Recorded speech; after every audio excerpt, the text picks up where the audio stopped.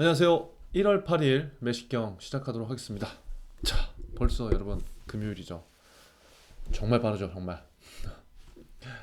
자, 오늘 또 한 주를 마무리하는 이 시점에서 어떠한 일들이 있는지 한번 볼게요. 어제도 얘기했지만 제가 일일이 지금 메일을 다 확인을 못하고 있어요. 그래서 답이 조금 늦는 학생들한테 진짜 미안하고, 지금 오픈 방에 있는 개인 메시지 뭐 이런 것도 많이 주시는데 제가 보고 답을 못하는 경우가 많으니까 좀 이해해 주시고요. 최대한 그런 것들은 제가 영상 따로 제작해서 공통된 부분들 이렇게 전파하는 걸로 그렇게 좀 해보도록 하겠습니다. 자, 아무튼 오늘 첫 기사예요. 와, 어제 3천이 넘었어요, 여러분. 어떻게 된 건가요? 어떻게 돼? 와, 정말 무시무시하죠. 코스피 이제 3천 시대. 하지만 뭐다? 비투주의보다 비투주의보. 가계 증권 투자 금융부채 사상 어떻게? 최대 최대. 빚내서 주식하고 집 산 가계 여윳돈 30.7조 1년 새 2배가 늘었다. 한번 봅시다. 자, 지난해 3분기 우리나라 가계의 증권 투자와 금융부채 규모가 동시에 사상 최고치를 기록했다. 그럼 이걸 토대로 해서 지난해 3분기 동안 우리나라 대한민국의 가계의 증권 투자에 관심이 많이 쏟아졌구나. 그런데 거기에 그 관심에서 끝난 게 아니라 뭐예요?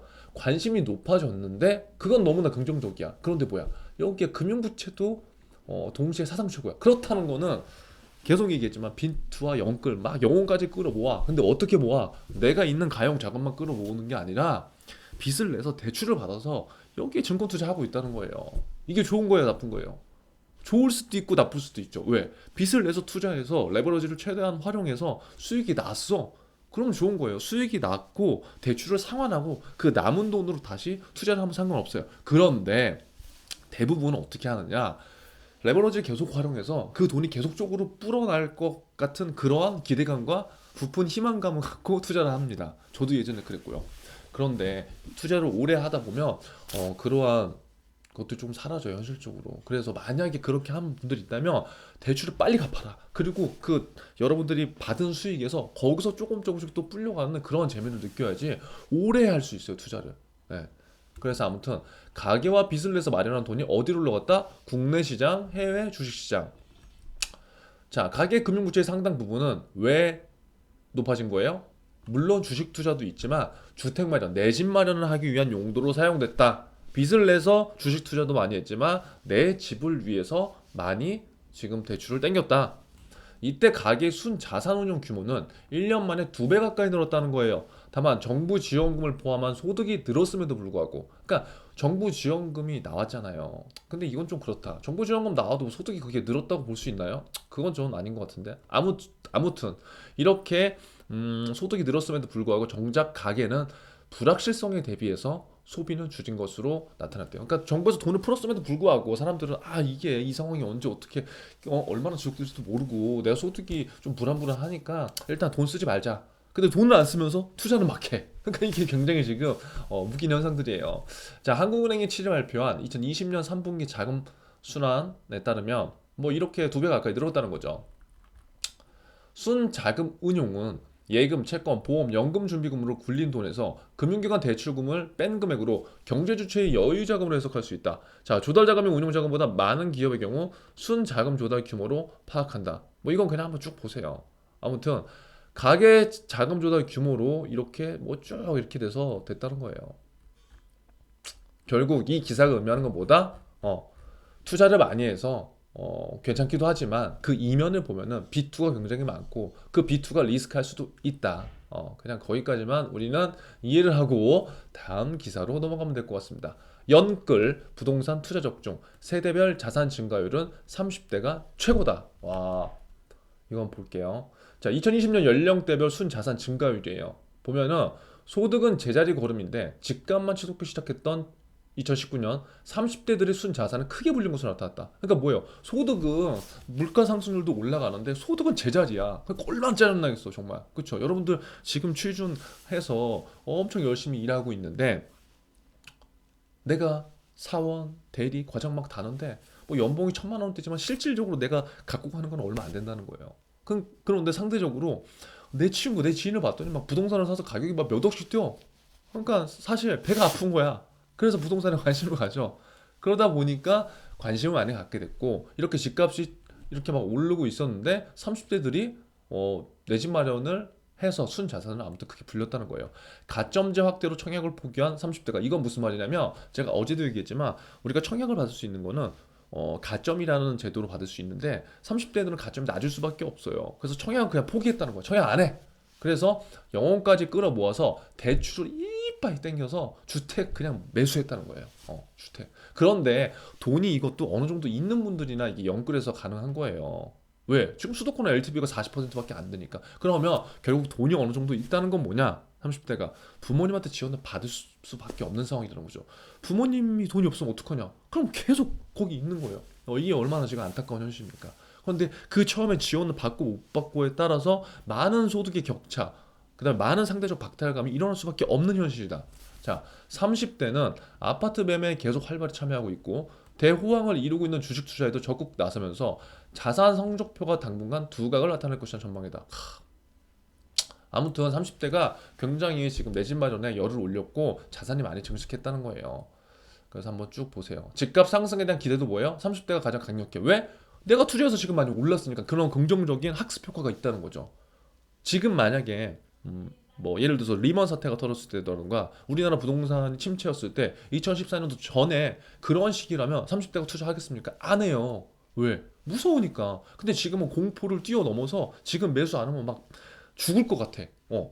앞으로 집을 영원히 못 살 것 같아. 그리고 집값이 막 올라. 그러니까 계속적으로 이게 내 집 마련에 대한 욕심들이 생길 수밖에 없는 거예요. 결국 이러한 현상으로 인해서 아무튼 자산에 대한 증가율은 올라갔다. 근데 이것도 우리가 잘 생각해 봐야 돼요. 자산이 올라갔다는 거는 물론 좋은 현실이지만 대부분은 그러니까 부동산을 예를 들어 투자를 한 사람들도 부동산은 한 채, 두 채, 세 채 뭐 다주택자들도 있지만 대부분 일반 서민들은 한 채에서 그쳐요. 근데 그 자산 가치 내가 예를 들어서 5억을 주고 샀어. 근데 그게 10억으로 뛰었어. 그럼 집에 한 채 있는 사람들은 이 10억짜리를 팔고 또 다른 뭐 15억짜리로 가려고 한다면 이거 내가 쓸 수 없는 돈이에요, 여러분. 자산은 있지만 이거를 빼고 또 그 정도 규모 그러니까 예를 들어서 내가 5억대 집을 지금 샀어. 근데 난 10억대 집으로 가고 싶은 거지. 사람은 왜? 누구나 상승 욕구가 있으니까요. 그쵸? 그러면 그렇게 가려면 좀 더 나은 조건으로 가려면 이거를 버리고 또 그 다음 조건으로 가야 되는데 그럼 그 돈은 어떻게 마련하냐고요. 결국 내가 쓰지 못한 자산 대부분 1주택자들은 이러한 케이스도 굉장히 많아요. 그러니까 자산이 증가됐다는 거는 제가 봤을 때 그냥 무조건 좋은 거 아니에요. 이 부동산 자산도 포트폴리오도 갖고 가면서 주식도 일정 부분 갖고 가면서 그 다음에 내가 유동성 있게 쓸 어떠한 뭐 연금이나 다른 일정한 목돈 자금도 갖고 가면서 이렇게 분산 투자의 개념으로 가는 게 굉장히 재테크를 오래 하는 그런 긴 방향성으로는 괜찮다. 자, 세 번째 기사예요. 이 시국에 서민 등치는 불법 대출 기승한다. 이렇게 이거 진짜 참 안타까운 일이죠. 이 시국에 서민 등치는 불법 대출 기승하고 있대요. 카카오톡 오픈방에서 5시간 내 급전. 오케이. 그러니까 지금 보세요. 불법 대출이 일어난 이유는 뭐예요? 작년 말에 금융당국에서 대출 쪼았죠. 대출 쪼으니까 1금융권에서 대출 나갔네 안 나갔네? 대출 안 나갔죠. 왜? 은행은 연간평가, 뭐 분기평가, 반기평가가 있지만 연간 목표를 다 했어. 그럼 은행에서는 굳이 돈을 서민들한테 대출을 내주지 않아도 되는 거예요. 근데 거기에 금융당국이 해주지 말라고 그랬잖아. 그러면 안 하는 거예요. 그런데 제가 계속 매식경을 토대로 해서 얘기했지만 그것들이 어떻게 됐어요? 1월 달에 바로 대출 풀렸죠. 이거 제 말 맞았잖아요. 이걸 왜 제가 안 거예요? 금융시장의 방향성이 그렇다니까요. 은행은 기업의 이익을 내야 되는 집단이에요. 금융당국이 찍어 누른다고 해서 대출 영원히 안 일으킬 수가 없다는 거죠. 하지만 그때 대출을 못 받은 사람들은 일반 서민들은 솔직히 지금 여러분들하고 저하고 매식경을 하고 있지만 이 매식경은 지금 대부분 취준생들이 보고 있죠. 근데 제가 이것들을 조금 더 확대할 거지만 일반 서민들 재테크에 관심이 없는 분 굉장히 많아요. 왜? 내가 생활하기 지금 힘드니까 신문 볼 시간도 따로 없다는 거예요. 그래서 작년에 12월 달에 은행을 갔어. 대출을 받으려고. 진짜 생계 자금이 필요해서. 근데 안 된대. 그러니까 그러한 분들이 1월 달에 지금 좀 풀려서 대출 해준다는 거 알까요? 모르는 분들이 굉장히 많다고요. 그것들을 여러분들 지인이나 여러분들이 도움을 줄 수 있는 사람들한테 알려줘 보세요, 한번. 이걸로 공부할 수 있잖아요, 우리가. 그런데 왜 이 불법 대출이 기승되느냐? 나는 12월 달에 갔는데 대출 안 해줬단 말이야. 그러니까 그 사람들 돈을 구해야 되겠죠. 그럼 이금융권으로 가요. 그럼 이금융권에서도 만약에 안 돼. 그럼 어디로 가? P2P라던가 이런 불법 대출. 고객님, 뭐 신용정보 이것만 있으면 카드를 1년에 얼마나 사용했으면 돈 이 정도 드려요. 그럼 그분들이 다 대출 이거 사게 당하는 거예요. 제가 어제 커뮤니티에 올렸잖아요. 카카오 채널에 저는 면접 중대장이라는 채널을 만든 적이 없어요. 어제 제가 커뮤니티에 올렸죠. 그런데 제가 누가 어떠한 친구가 저한테 얘기를 해줘서 제가 어, 들어가 봤어요. 그랬더니 주식, 그 다음에 비트코인 뭐 관련해서 제 채널로 그대로 해서 상담을 하고 있는 거예요. 저는 너무 어이가 없잖아요. 그럼 뭐예요? 혹시나 제가 만약에 유튜브를 이렇게 하고 그다음 제가 금융권 취업이나 금융권에 이제 종사해서 이러한 상품이나 이런 것들을 많이 알고 있고 지금도 자산관리 상담을 하고 있지만 모르는 분들은 그쪽으로 지금 많이 들어가 있을 수도 있잖아요. 그러니까 이런 그런 이거 쓰레기라면 그렇지만 이 진짜 그런 사람들은 빨리 없어져야 돼요. 불법적으로 돈을 버는 거. 그렇죠? 그러니까 여러분들이 지금 금융권 취업하려고 하는 이유, 그 다음에 금융권 취업이 아니라 일반 취업을 해서도 여러분들이 대출을 받으면서도 살 거고 어차피 살아가면서 금융 지식을 쌓고 우리가 이런 것들을 해나가야 되잖아요. 그럼 많이 알아야 돼요. 알아야지 안 당해요. 언제까지 이제 금융기관을 믿고 뭔가를 내가 맡긴다. 그래서 만약에 손해가 나면은 내 탓이야, 내 탓. 그러니까 그것들을 지금부터 우리 시즌 때부터 같이 하자는 거예요. 알았죠? 자, 그래서 보세요. 5시간 내에 승인해준다. 50만 원 대출 뒤에 20일 후에는 뭐예요? 85만 원. 이게 뭐야? 20일 뒤에 몇 프로가 뛴 거예요, 지금. 이거 말이 돼요, 이게? 제가 그러니까 오늘 또 화가 나는 거예요. 5시간 내에 승인도 불려드립니다.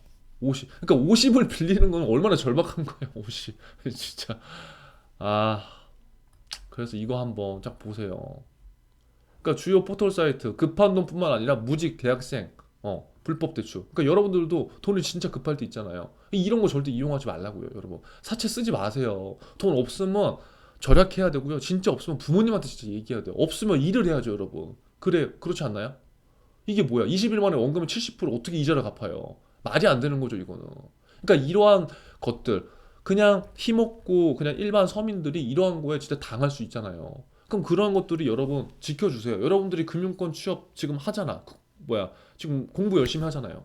그리고 일반 취업하면서도 돈에 대해서 관심을 갖고 나를 지키는 지금 방법들을 좀 배우고 있잖아요. 그러면 그것들을 주변 지인들로부터 좀 지켜주는 것부터 여러분들이 공부를 한다고 생각하면 저는 진짜 좋을 것 같아요. 뭐 여러분들 금융권 가서 일반 기업 가서 돈을 연봉을 많이 받고 그런 것도 있지만 이 진짜 이런 것도 중요해요. 자, 네 번째 기사예요. 부동산 증시 머니무브 주식 시총 전국 주택 가격의 절반 육박했다. 계속 또 부동산 얘기가 나오는데 제가 부동산 얘기는 제가 그때도 얘기했지만 나중에 뺏어 할게요. 그러니까 대학생들이나 일반 취준생들이 부동산에 대한 관심을 갖는다는 게 상당히 힘든데 그래도 우리가 흐름을 알아야 돼요. 왜?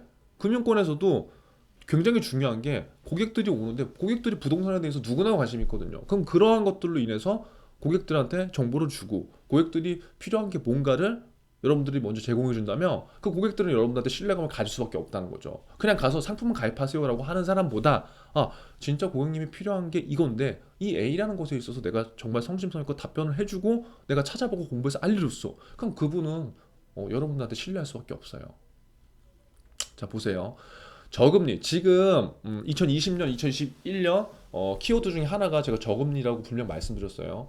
저금리 기조에서 이 풍부한 유동성 시장이 지금 일어나고 있잖아요. 그래서 이러한 환경에서 투자자들이 규제 이슈로 정체되어 있는 부동산에서 상승을 타고 있는 주식시장으로 이동하고 있다. 그러니까 이게 무슨 말이냐면 작년까지 지금 문재인 정부 들어서 24번의 부동산 대책이 나왔는데 2017년 8일 대책부터 시작이 된 거예요. 이게 그러니까 왜 시작이 됐냐면 부동산이 계속적으로 상승하고 있는데 정부에서는 어떻게 했어요? 그냥 부동산은 불로소득으로 보는 거예요. 그런데 이것은 맞는 생각일 수도 있고 좀 잘못됐다는 인식도 저는 있어요. 반반이에요. 하지만 그럼에도 불구하고 2017년부터 지금까지 2021년 현재까지 부동산은 엄청나게 많이 올랐어요. 그렇죠? 그런데 계속 오르는데 규제를 하도 오르고 규제를 또 해도 올라. 그럼 24번 규제를 할 동안 지금 올랐잖아요, 결국은.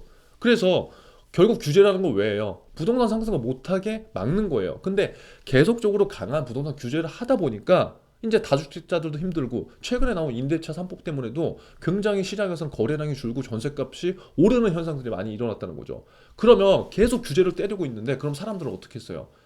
그래도 투자를 하는 분들은 투자를 하겠지만 많은 사람들이 주식시장에 작년에 2020년도에 관심을 가지면서 부동산에서 일부 자금들이 주식으로 굉장히 많이 턴이 됐다고요. 이게 머니무브 현상이라는 거죠. 그래서 주식시장으로 이동돼서 주식이 지금 거래 대금이 정말 장난이 아니거든요. 그래서 국내 주식시장의 전체 시가총액은 뭐라고 그랬어요? 주택 시장이 절반 육박해도 그러니까 엄청나게 많은 거예요.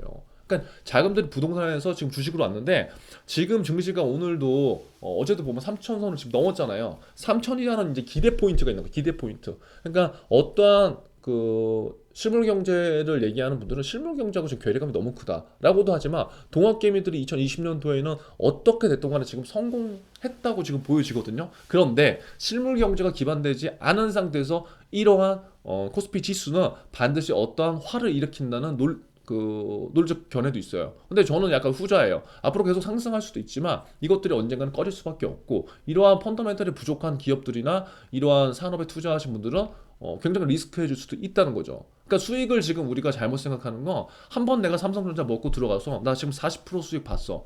그럼 그 40% 수익을 내가 죽을 때까지 30년 동안 만들면 상관이 없는데 결코 그렇게 되기가 쉽지 않죠. 아니 거의 어렵죠. 그래서 장기 투자가 중요한 거고요. 자, 그래서 아무튼 이걸 본다면 부동산에서 주식들이 많이 빠져돼 있는데 이제 만약에 부동산 시장에 있어서 정권이 만약에 바뀐다. 그럼 야당에서 집권을 하게 되면 부동산 정책에서 완화를 해줄 수밖에 없어요. 그럼 그럴 때 다시 주식에 있는 자금들이 다시 부동산으로 다시 머니무브가 될 수도 있거든요. 그래서 사람들은 어차피 저금리기 때문에 은행에 돈 맡기는 거 별로 지금 현재 안 좋아해요. 근데 여러분들이 만약에 금융권 은행에 간다면 그들의 자금을 은행으로 갖고 와야 되는 역할이라는 거죠. 그러니까 이러한 시대적 상황, 금융시장의 방향성을 많이 알면 알수록 내가 고객들한테 맞춤 형식으로 상담을 가능하게 해줄 수 있다는 거예요. 그렇죠? 그래서 이러한 것들에 대해서 여러분들이 한번 좀 생각을 해보면 좋을 것 같아요. 그래서 벌써 오늘 16분이 지났네요.